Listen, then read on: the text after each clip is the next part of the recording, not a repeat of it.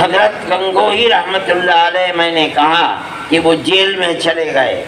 حضرت حاجی صاحب رحمت اللہ علیہ بوڑھے آدمی تھے، ان سب شاگردوں نے مل کر حاجی صاحب کو انگریز پیچھے پیچھے اور حاجی صاحب کو بچاتے بچاتے بچاتے بچاتے کشتی میں سوار کر کے ان کو ہندوستان سے مکہ معظمہ کے لیے ہجرت کرا دی۔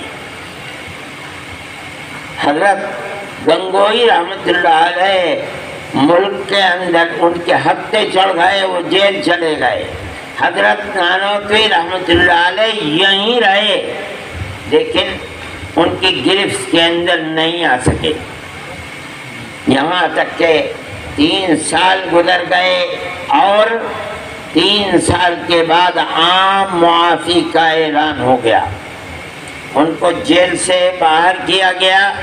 حضرت نانوتوی رحمت اللہ علیہ آزاد اور وہ علماء جنہوں نے ان کے ساتھ 1857 کے جہاد کو برپا کیا تھا وہ سب آزاد ہو گئے۔ تو اب بیٹھ کر دیکھا دل میں جو آگ لگی ہوئی تھی آزادی وطن کی وہ بجھی نہیں، سوچا کہ پھر تیسری جہاد آزادی وطن کے لیے مجاہدین کو جمع کیا جائے، لیکن جب نظر ڈالی تو عام طریقے پر علماء کو مجاہدین آزادی کے ساتھ مشابہت کی بنیاد پر عام طریقے پر قتل کیا گیا، تو اب مجاہدین آزادی ختم ہو چکے تھے، نہیں تھے۔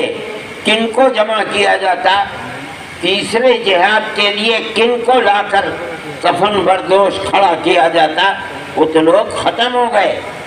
تب دیکھیے ان لوگوں نے جمع ہو کر کے، یہ وہ لوگ تھے جو فقیر تھے، دولت مند نہیں تھے، مدرسوں کے پڑھے ہوئے تھے، ان لوگوں نے مجاہدین کو تیار کرنے کے لیے 1857 کے 9 سال کے بعد، آزادی کے 5 سال کے بعد، جب آزادی یعنی معافی کا اعلان ہو گیا، اس کے 5 سال کے بعد دارالعلوم دیوبند کی سن 1866 میں بنیاد رکھی ہے۔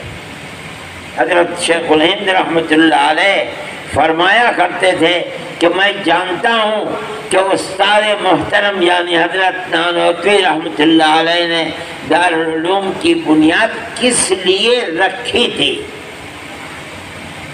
کیا مطلب ہے؟ اشارہ تھا کہ بنیاد رکھی تھی اس لیے کہ جہاد آزادی وطن کے لیے 2 جہادوں کے اندر 31 اور 57 میں مجاہدین ختم ہو چکے، اب ضرورت ہے کسی ایسے کارخانے کی جہاں مجاہدین آزادی کو پیدا کیا جائے، اس کے لیے دارالعلوم دیوبند تھا۔